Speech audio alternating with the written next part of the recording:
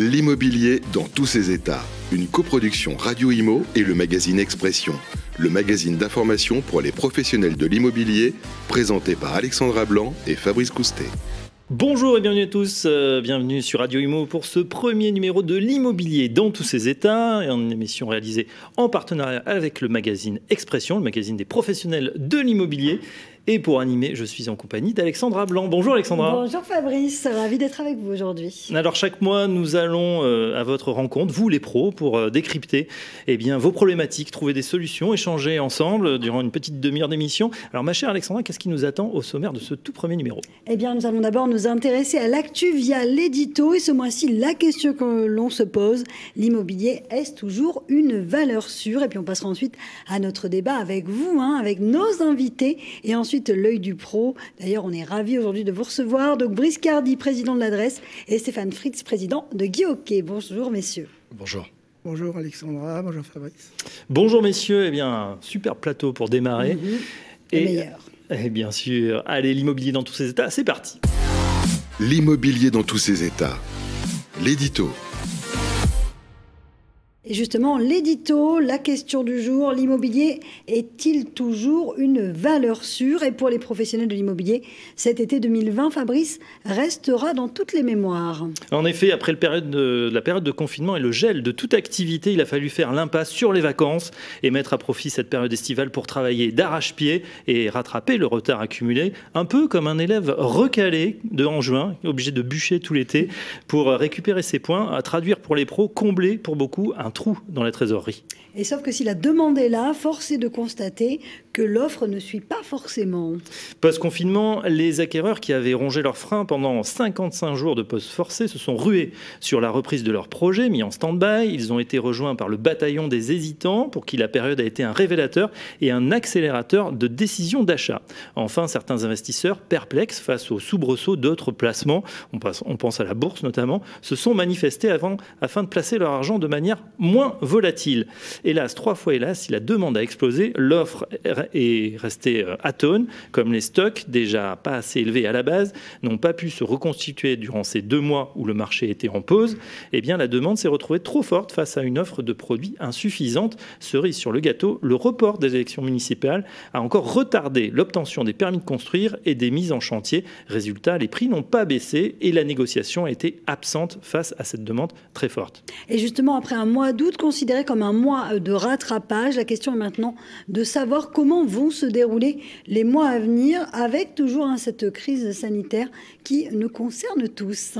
Effectivement, de sombres augures planent au-dessus du monde immobilier. Premièrement, la crise sanitaire est loin d'être terminée, même si un reconfinement général est difficilement envisageable. La reprise des mesures restrictives plus fortes dans certaines régions ne va pas favoriser la reprise et le climat de confiance. Deuxièmement, les effets économiques de cette crise, différés de quelques mois grâce aux mesures gouvernementales, commencent à se faire sentir. Licenciements, fermeture d'entreprises, dégradation de l'activité dans des pans entiers de l'économie.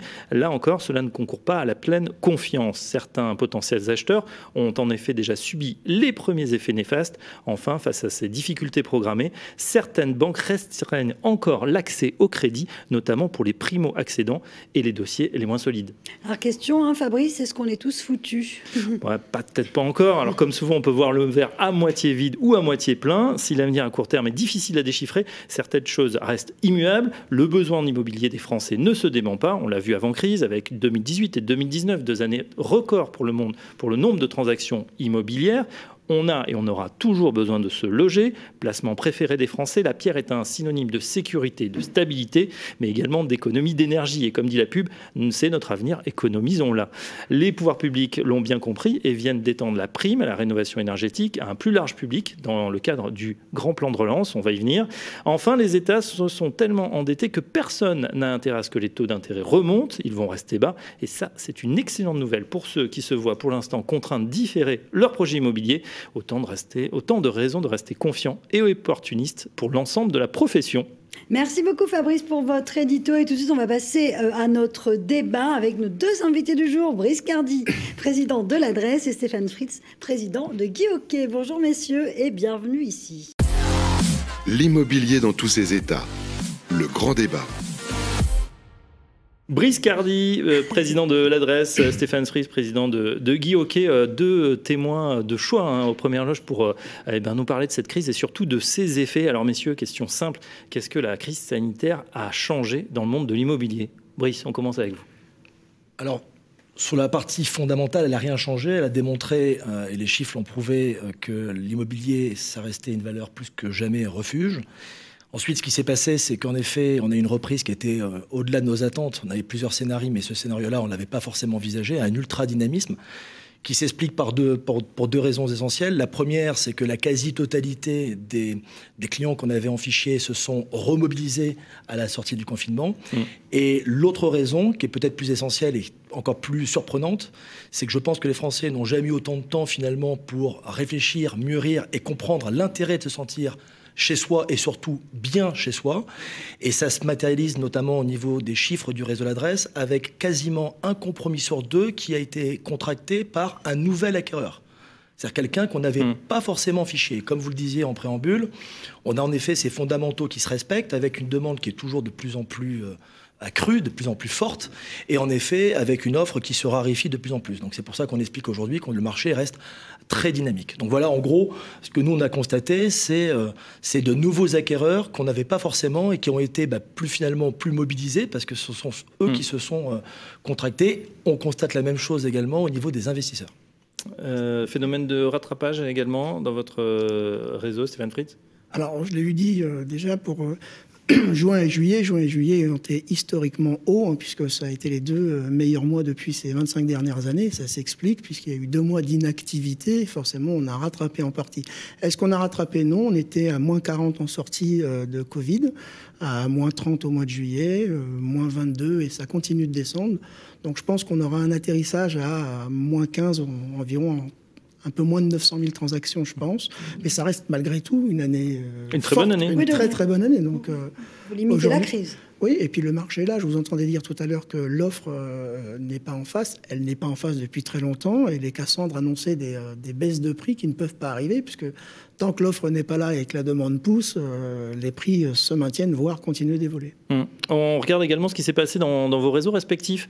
On a bien sûr été tous confinés, agents immobiliers inclus. Est-ce qu'il y a eu des nouvelles pratiques, des nouvelles choses qui ont été mises en place dans vos réseaux? Alors nous, on a une couleur particulière et singulière dans notre métier, c'est qu'on est une coopérative, on n'est pas une franchise, donc le réseau appartient à chacun de ses membres, où chaque femme et chaque homme décide de l'avenir de son réseau. Et c'est vrai qu'on disposait, comme beaucoup d'autres réseaux, de tous ces outils de visioconférence, mais dont finalement on ne se servait pas. Donc ces nouveaux outils nous ont permis de se réunir plus facilement avec le conseil d'administration, avec l'ensemble des associés de la coopérative, et finalement on n'a jamais été aussi productif et constructif que dans ces 2 mois de confinement. Donc on a fait beaucoup de choses, beaucoup sur le digital. On a notamment une chose dont on est assez fier, c'est qu'on est le premier réseau à disposer et à être doté d'une fondation. On a eu cette démarche par rapport à nos valeurs d'humanisme, efficacité, par rapport à nos valeurs coopératives. Et donc cette fondation, elle a su rendre possible quelque chose en 5 jours, entre la décision du conseil d'administration, la capacité de se rapprocher des autorités, notamment le ministère du Logement et de la Santé, mais pas que, les avocats pour pouvoir rédiger les conventions et surtout les codeurs. On a une équipe internalisée au sein du réseau de 6 codeurs développeurs parce qu'on reste convaincu que c'est l'avenir de la profession qui passera par le digital. Et on a rendu possible une plateforme qui a permis à 140 bailleurs, propriétaires bailleurs, et 140 personnels soignants de pouvoir être logés 100%, enfin complètement à titre gracieux. Ce afin de les rapprocher des hôpitaux dans lesquels ils exerçaient et surtout pour ne pas nuire et contaminer leur famille. Donc ça, c'est quelque chose qui est vraiment... Pour moi, c'est le meilleur exemple de montrer le principe utile, la démarche que j'ai... C'est-à-dire qu'il y a eu dans cet élan, on a vu évidemment les digitalisations, je crois que la Covid a été le meilleur Chief Digital Officer, comme on dit, c'est-à-dire l'agent technique le meilleur pour faire traverser ça, et puis des beaux exemples effectivement de solidarité, et c'est bien de l'avoir mis en place. C'était la consigne. Dès le moment où on a été confinés, en tant que président du conseil d'administration et du réseau, j'ai demandé à mes associés, je leur ai dit, voilà, tant que les courbes ne s'inversent pas, n'allons pas justement à l'ultra-business, etc., soyons dans le civisme. Et voyons comment on peut être plus utile que les autres. Et c'est dans cette démarche-là qu'on a su, en 5 jours, rendre possible. Après, on a été relayé notamment par des médias comme les vôtres, mais pas que, d'autres grandes chaînes que vous connaissez. Et que le bouche à oreille fait qu'on a rendu possible 140 conventions signées. Vous, c'est pareil, Stéphane? Vous avez essayé de vous rendre utile pendant la crise? Alors, on s'est rendu utile, bien évidemment. Alors, Vous le disiez tout à l'heure, Fabrice, le grand gagnant de la Covid, parce qu'il y en a aussi des gagnants dans cette situation de crise, aujourd'hui, c'est clairement le digital. On voit, on avait... Je vous donne pour exemple très concret, en 2019, contracté un accord avec un leader mondial de la visite virtuelle immersive, ça s'appelle Matterport. Aujourd'hui, on avait équipé 7 agences de caméras pour faire de la visite virtuelle. Et je le comprends, c'était cher, 3 000 € la caméra, 60 € par mois, donc c'était très cher. Et 2, les agents immobiliers dans un marché fast, comme on l'a décrit tout à l'heure, ne comprenaient pas l'intérêt. Ouais, ils n'en avaient pas besoin finalement. Non, il n'y en avait pas besoin pour autant. Et est arrivé justement la Covid et le confinement, et on s'est retrouvé avec plus de 70 agences équipées à la fin du mois de juin, et aujourd'hui près d'un tiers du réseau sont équipés. Je pense que ce qui va changer demain, c'est notamment dans ce métier-là en termes de digital, c'est la visite virtuelle. Je pense qu'on aura du mal, parce qu'un client, on pensait qu'un client voulait visiter en vrai, mais la réalité, c'est qu'il veut visiter 1 ou 2 maisons, et surtout la sienne, mais pas la moitié de la ville, et certainement pas l'entièreté de la ville. Ça veut dire qu'on est prêt, on parle de plus en plus, même dans vos métiers de phygital, le physique et le digital, on est prêt peut-être à faire une première approche complètement en virtuel, et puis sur le coup de cœur, on se déplace. Il faut voir ce qu'est une visite virtuelle immersive. On en a je crois qu'il y en avait 500 à l'entrée dans le Covid, il y en a plus de 1500 sur le site guihockey.com aujourd'hui. Vous rentrez vraiment dans le bien. Aujourd'hui, vous n'avez pas besoin de vous déplacer. Ça vous permet de trier, et ça n'empêchera bien évidemment pas une visite physique sur le terrain, voire 2, mais au moins vous n'aurez pas visité la moitié de la ville avec un agent immobilier dans sa voiture. Ah oui, c'est vrai. Notamment, je peux partager que l'avis de mon confrère. Pour revenir justement à l'intérêt de la visite virtuelle, et on en revient sur le principe d'un réseau coopératif qui peut se permettre, parce que je le rappelle, on n'a pas pour vocation de faire des bénéfices, on est vraiment de la mutualisation. Pour aller dans ce sens-là et pour vraiment prévoir la sortie du confinement, on a fait 2 choses. On a créé une sorte de book, de projet digital interactif entre nos clients et nous. Donc on a développé ça s'appelle monprojetladresse.imo, qui permet en un clic de pouvoir interagir avec son client et éviter tout ce qui peut être spammé, les mails, etc. Puis l'autre démarche qui a été une décision forte de notre conseil d'administration, c'est qu'on a, Stéphane le disait, nous on a carrément pris sur notre budget communication et on a équipé avec nos deniers personnels de la coopérative les 350 agences. Donc c'est quand même colossal. On a payé le matériel qui est cité, on a payé les formations, on a payé les abonnements, et on a vraiment dit, dans l'intérêt satisfaction client, on leur a dit voilà, à la sortie, il va falloir que vous soyez prêts à dégainer, parce que l'idée c'est qu'on savait qu'on aurait une reprise adaptée, avec en effet le public le plus vulnérable, le plus fragile, qui ne serait peut-être pas forcément invité à se déplacer. Ouais. Et on a rendu possible pour l'ensemble du réseau 350 agences équipées de visites virtuelles à la charge du réseau. On a l'impression qu'aujourd'hui, un petit peu, la demande a changé. Il y a un an, on se disait, on est bien dans un appartement à Paris. Puis là, on a l'impression qu'en tout cas, on se dit, moi, j'aimerais bien un balcon. J'ai passé 3 mois avec mon fiancé enfermé. Tiens, moi, j'ai mes enfants. Ils grandissent. J'aimerais bien une maison. On a l'impression quand même que la Covid-19 a un petit peu bouleversé l'offre et la demande. Alors, j'avais un avis un peu contraire au démarrage. C'était à la sortie du Covid. Je ne pensais pas qu'un Parisien puisse passer le périph'. Donc, on avait un avis contraire. En revanche, on constatait déjà à cette époque-là une augmentation de la consultation des sites, une augmentation de la consultation des sites sur les biens avec jardin ou alors avec balcon.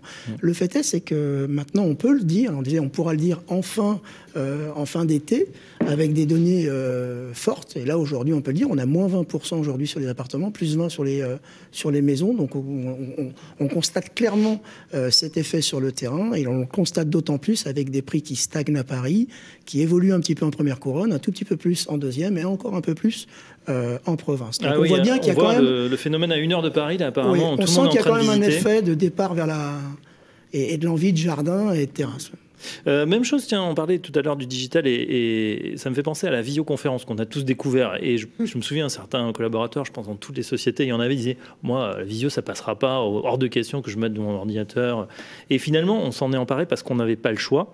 Par contre, ma question, c'est, et bravo pour l'effort d'avoir équipé tout le monde, mais aujourd'hui, où on peut à nouveau se revoir, et en visio, on est content de se retrouver quand même entre collègues, avec bien sûr le respect des mesures sanitaires. Est-ce que dans votre métier, les gens vont pas se dire maintenant que je suis plus obligé de le faire, plutôt que regarder sur Internet, même si la maison est super, j'ai envie d'aller voir sur le terrain? Alors oui et non, et ça a été aussi une surprise à la sortie. On avait pris toutes les précautions en effet pour des raisons de sécurité sanitaire, etc. Tous les outils dont on parle, la visite virtuelle, le digital, etc. Les Français ont besoin, notamment les vendeurs, lorsqu'il s'agit d'estimation, ils ont eu besoin de nous voir. Ça a été une surprise générale. Les Français ont vraiment eu besoin de se dire, j'ai besoin d'avoir un avis d'un expert qui vienne physiquement voir mon bien. Après, concernant les acquéreurs, comme vous le savez, on a une trop grosse disparité entre les demandeurs et finalement l'offre qui peut répondre à leurs besoins. Je reste convaincu que la notion de visioconférence peut être un premier lien qui va en effet peut-être éviter l'insatisfaction d'abord parfois de ne pas se rencontrer parce qu'on n'a pas forcément un bien à leur proposer et de pouvoir établir un premier rendez-vous justement de découverte, projet, financement et autres. Donc c'est là-dessus aussi qu'on a adapté notre outil qui était au départ plutôt ciblé vendeur au côté acquéreur. Est-ce que vous pensez, Stéphane, que dans 5 ans, on pourra acheter une maison sans l'avoir visitée ? Non, non. Je pense qu'à chaque fois, le Figital, vous le disiez bien, c'est l'ancrage local, la vraie connaissance du marché. Et je pense que quand on met 400 000 euros, 300 000 euros, c'est dans un bien, c'est quelque chose qui nous engage sur 20 ans. Je pense qu'on a besoin de voir les gens. Je voudrais revenir sur la visio. La visio, on a... Regardez comment on fonctionne. Avant, on téléphonait beaucoup plus qu'on ne faisait des FaceTime. Aujourd'hui, j'ai l'impression qu'on fait beaucoup plus de FaceTime. En tout cas, on a beaucoup moins de freins.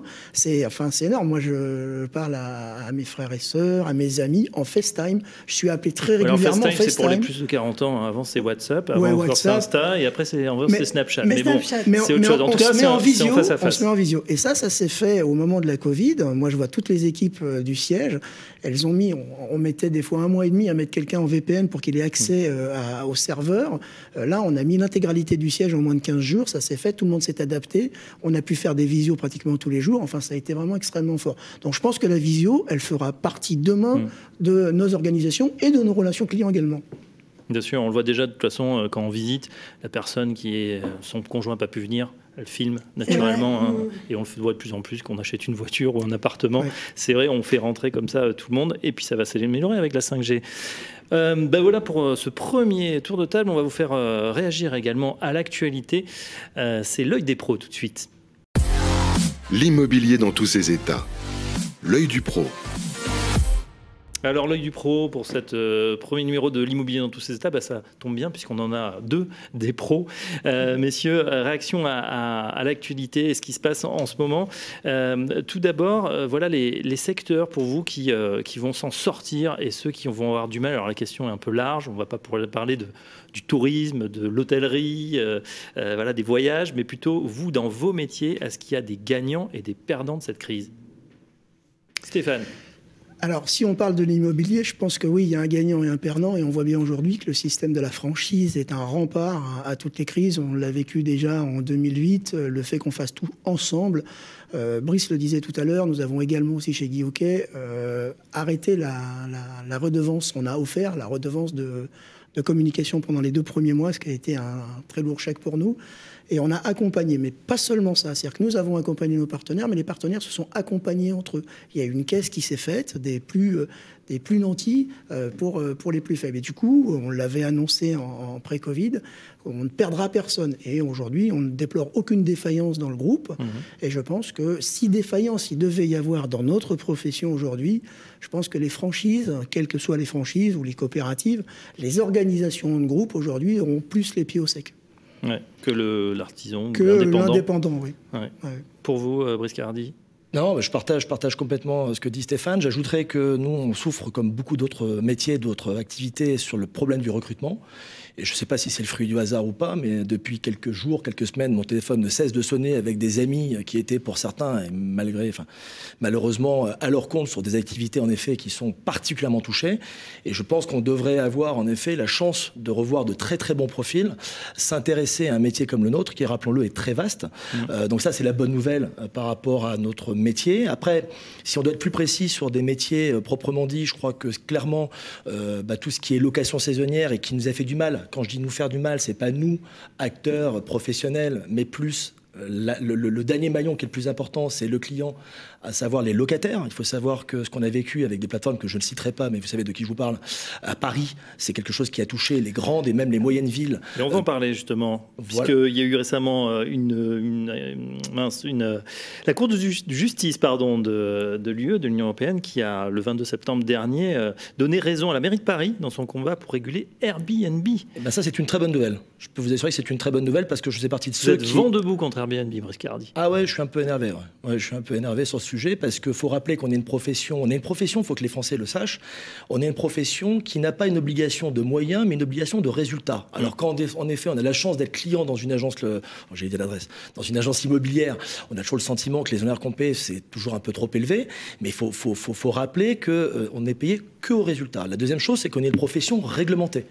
Donc il faut avoir des diplômes ou une expérience suffisante pour pouvoir prétendre être agent immobilier. La troisième chose, c'est que pour être profession réglementée, on est contrôlé. Moi, j'ai plusieurs agences immobilières. Je suis contrôlé pratiquement tous les ans ou tous les 2 ans.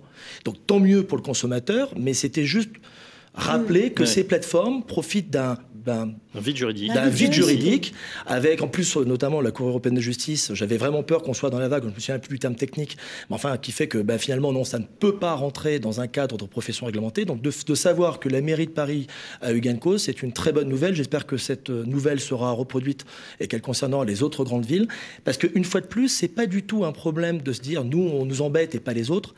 C'est qu'il faut savoir, et j'avais pris la parole notamment sur votre plateau pour dire que les Français qui allaient dans ce genre de pratique, finalement, ils allaient à contresens pour eux. C'est-à-dire qu'ils enlevaient sur le marché tous les biens... Ici, la branche sur laquelle ils pouvaient investir, peut-être. Exactement. Et on faisait surévaluer les prix, ici et là, et tout ça, ça avait un impact aussi sur les prix à la vente de manière générale. Donc, c'est une très bonne nouvelle. On va enfin libérer des logements. Nous, on le voit dans nos agences l'adresse. On a de plus en plus de bailleurs qui reviennent toquer à la porte pour nous dire, ce logement-là, est-ce que vous pouvez nous louer avec un bail classique? Alors, peut-être meublé, mais au moins pas en location de courte durée. Et ça, c'est une très bonne nouvelle pour les Français, qu'ils soient étudiants ou ceux ou celles qui ne souhaitent pas pour l'instant se porter acquéreur. Stéphane, vous partagez l'avis de Brice? Pas complètement. Je suis un peu modéré. Je suis d'accord sur la fin de ce qu'il vient de dire aujourd'hui. Je suis un peu plus modéré. Aujourd'hui, 35% du marché de la gestion locative est intermédiaire. 65% ne l'est pas. Le vrai ennemi, on va dire, des agents immobiliers, c'est eux-mêmes, c'est-à-dire leur capacité à venir capter ce marché et à aller conquérir les clients. Qu'une offre, elle soit là et qu'elle se présente à nous, c'est la libre concurrence et voilà, ça ne me dérange pas plus que ça, je n'irai pas en droit là-dessus. Ouais, après, on est toujours un peu schizophrène face à ces grandes plateformes. On les déteste, mais on les utilise tous. Voilà, si vous voulez balader un petit peu ailleurs plutôt qu'une location classique. Le problème, c'est que dans les grandes villes, notamment, ça enlève effectivement des mètres carrés de résidence, notamment sur les locaux commerciaux. C'était important qu'il y ait que la balance soit rétablie. Alors attention, que mon propos soit pas mal placé. J'ai rien contre les plateformes innovantes et au contraire, moi je suis le premier à dire à mes associés, à nous de nous adapter. Ce qu'on a su faire pendant le confinement et ce qu'on essaie de s'efforcer de faire au quotidien. C'est pas contre la plateforme en tant que telle, je me suis mal exprimé. C'est le fait que aujourd'hui, à l'époque, quand j'avais condamné de manière un peu virulente le sujet, c'était qu'après contrôle, et malgré les précautions qu'avait demandé la mairie de Paris, à savoir de s'identifier avec une pièce d'identité, j'ai fait le test à titre perso, et à l'arrivée, on vous demandait rien, qui fait qu'à l'époque, je dénonçais, et j'étais sûr de mon propos, que 2/3 des annonces ne respectaient pas la loi. Parce qu'il faut savoir que logiquement, par rapport à la loi, il faut avoir un local à disposition, à destination commerciale pour faire du Airbnb, pour faire de la location de courte durée sur une période très longue. Et c'est ce que je condamnais, c'était surtout de dire que les gens ne respectaient pas la loi. Donc quelque part, il y avait un indicateur qui était nuisible pour le consommateur. C'était pas forcément la plateforme en tant que telle. C'était juste de dire, c'est pas un peu. C'est les 2/3 des annonces qui sont pas réglementaires. Merci pour cette précision. Autre sujet qui m'a interpellé, et c'est vous qui allez le signaler, c'est que le mandat exclusif, ça rejoint ce que vous disiez, Stéphane Fries, le mandat exclusif grimpe en ce moment de 13%. On explique ce que c'est, le mandat exclusif, pour ceux qui ne sont pas encore au courant. C'est quand on confie la vente de son bien à un seul mandataire. Au lieu de le mettre sur 2-3 agences, certains sites aussi concurrents, et le mettre un petit peu partout, quoi. Exactement. Alors là, Stéphane, je pense pourquoi c'est important ? C'est important parce que on va donner plus de moyens pour la mise en vente du bien, et clairement, c'est les résultats qui prouvent qu'on vend mieux et plus vite un bien en exclu comme mandat simple. J'aimerais rajouter, et je pense que mon confrère ne me contredira pas, qu'en effet, les réseaux coopératifs comme celui que je représente ou des réseaux de franchise comme celui de Stéphane ont beaucoup aidé à cette démarche. Pourquoi ? Parce que clairement, ça fait partie de l'ADN fort de grands réseaux comme les nôtres qui mettent en place des méthodes, des services, des outils pour apporter justement la preuve d'efficacité. Tout ça, ça a fait son petit bonhomme de chemin. Et puis une deuxième chose qui nous a permis également, pour pratiquement la moitié des agences d'un réseau comme le mien, et je pense comme celui de Stéphane, c'est qu'on a également un outil qui est fabuleux, qui vient traiter une objection, qui s'appelle l'AMEPI, le fiches MEPI. Alors, ce n'est pas forcément le lieu pour en parler, mais j'en profite parce que vous me parlez d'exclusivité. Et parler d'exclusivité sans parler du fichier MEPI, pour moi, ça n'a pas de sens. Et la MEPI, c'est tout simplement quelque chose qui vient vous apporter toutes les vertus de confier un mandat exclusif à un seul et unique interlocuteur en bénéficiant de tous les autres acteurs sur un secteur qui sont membres du fichier MEPI, qui vont pouvoir apporter justement leur capacité avec leur fichier acquéreur pour pouvoir proposer le bien. Là aussi, ce mandat exclusif, je dirais qu'il y a aussi un besoin de professionnalisation. Quand on voit l'intermédiation, par exemple, dans les pays anglo-saxons, qui est à 98%, en haut de ça, 90%, là, on a l'impression que le français a encore du mal à se dire « je vais confier mon bien à un professionnel, il va être mieux vendu, plus vite, plus cher ». Alors, non seulement il va être mieux vendu, plus vite, plus cher, mais le client, il veut bien payer, il n'a pas ce sujet-là. Il veut savoir aussi ce qu'il paye et c'est tous les services qu'il y a en face derrière. Aujourd'hui, nous, on a créé une agence qui s'appelle la Multiservice, qui offre le financement, la gestion, on fait l'assurance, les diagnostics. On en package tout ça dessus. On a un contrat d'exclusivité 5 étoiles. Quel contrat d'exclusivité? L'exclusivité, c'est bien pour l'agent immobilier, je l'entends, mais c'est surtout bien pour le client. C'est-à-dire qu'aujourd'hui, c'est ce qu'on confère à notre bien. Est-ce qu'il est exclusif ou pas? Quand on met un bien dans plusieurs agences, qu'est-ce qu'on envoie un message comme message à un acheteur? C'est un message dégradé, je suis pressé, et c'est surtout ça qu'il ne faut pas faire. Donc je le confie moi à ma famille, enfin je le dis à ma famille, prenez un mandat exclusif, pas automatiquement chez Guy Hockey, mais chez le meilleur d'entre nous.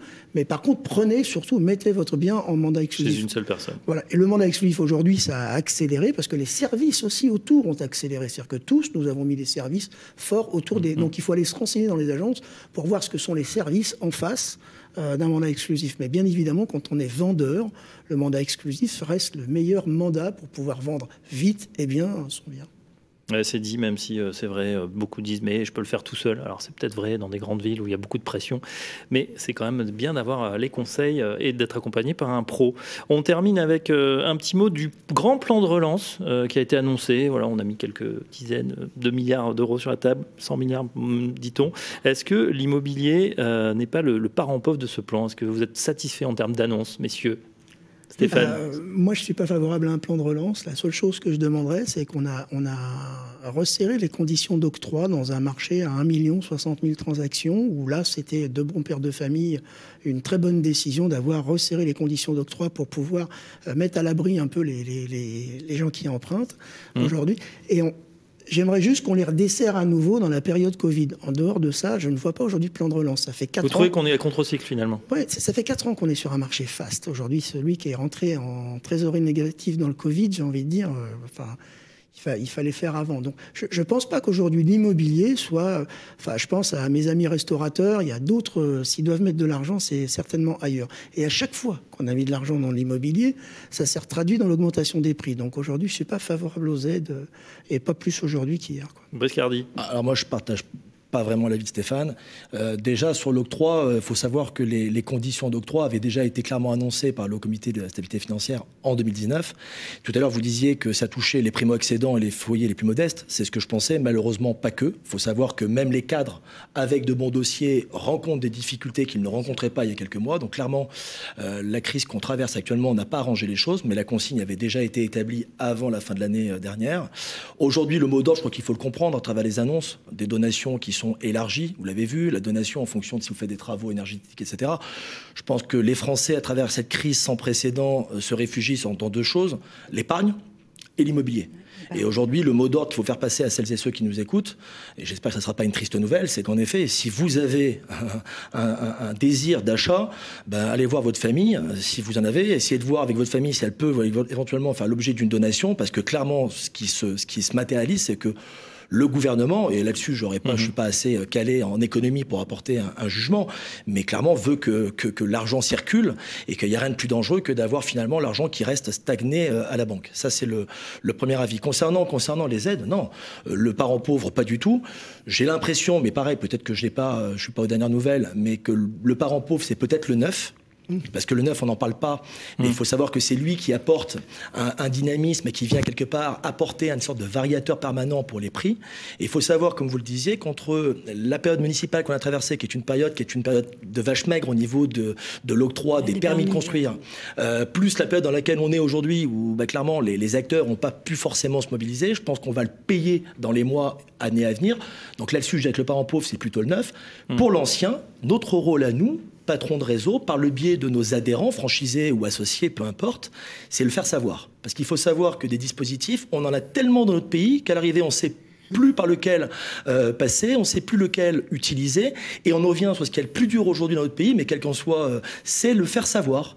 Faire savoir que ma prime rénov, si mes informations sont bonnes, donc ce qu'on savait est tombé apparemment hier ou aujourd'hui, à savoir qu'elle va concerner tout le monde, donc elle va concerner les foyers les plus modestes, mais pas que, elle va surtout concerner et s'adresser aux bailleurs, et de dire que là où je trouve que la chose est bonne, c'est que j'ai pas vu le plafond, mais si c'est celui qui avait été annoncé, on est aux alentours de 20 000 €, il me semble, et 20 000 €, c'est à peu près 10% du prix moyen aujourd'hui en France. Le prix moyen, je crois qu'on est à 240 000 €. Donc, être capable de donner la possibilité à nos futurs acheteurs de leur dire à hauteur pratiquement de 10%, vous allez pouvoir apporter une rénovation énergétique qui va vous permettre d'aller dans le sens de l'histoire, mais surtout de payer des factures un peu moins élevées. Après, une fois de plus, c'est une question de conseil, et c'est là qu'il va falloir qu'on fasse bien notre travail et qu'on arrive à le faire savoir à nos clients. Réaction rapide, Stéphane Fries. On est tout à fait d'accord sur le neuf. Évidemment qu'il faut aujourd'hui dynamiser le neuf. Le PTZ a été reconduit, le Pinel de la même manière. Et on le voit, on en a parlé tout à l'heure. Le Covid, aujourd'hui, a poussé un petit peu les gens des villes vers un petit peu les champs, pour caricaturer. Est-ce que le Covid, et ça c'est la question qui est posée, est-ce que le Covid ne va pas aujourd'hui réaménager le territoire, au moins dans le temps? C'est-à-dire commencer... les entreprises vont beaucoup plus vite que les clients qui commencent à s'installer. Les entreprises, je pense, iront là où les personnes se trouvent et là où les marchés se trouvent. Donc la vraie question, est-ce que... Oui, je suis d'accord avec ce que dit Brice, il faut vraiment soutenir le neuf, parce que c'est en construisant plus qu'on va faire baisser la pression des prix aujourd'hui, et certainement pas en donnant de l'aide à l'ancien. Donc je confirme ma position sur pas de plan de relance pour l'ancien. Pas de plan de relance, en tout cas les avis sont partagés. Bah, c'est ça aussi, hein. C'est bien d'avoir des pros et puis des coups de cœur, des coups de gueule. C'est ce qu'on aura eh bien, tout au long de ces prochaines émissions. Merci à vous deux d'être venus. C'était très intéressant. Merci beaucoup. Brice Cardi, PDG patron de l'adresse. Stéphane Fries, président de Guy Hockey. Merci à vous deux. Merci également à la technique, à Jason Pinheiro qui a réalisé cette émission. Alexandra, on se retrouve dès le mois prochain pour un nouveau numéro du magazine L'Immobilier dans tous ses états. L'immobilier dans tous ses états. Une coproduction Radio Imo et le magazine Expression, le magazine d'information pour les professionnels de l'immobilier. Une émission à réécouter et télécharger sur le site et l'appli radio.imo et sur toutes les plateformes de streaming.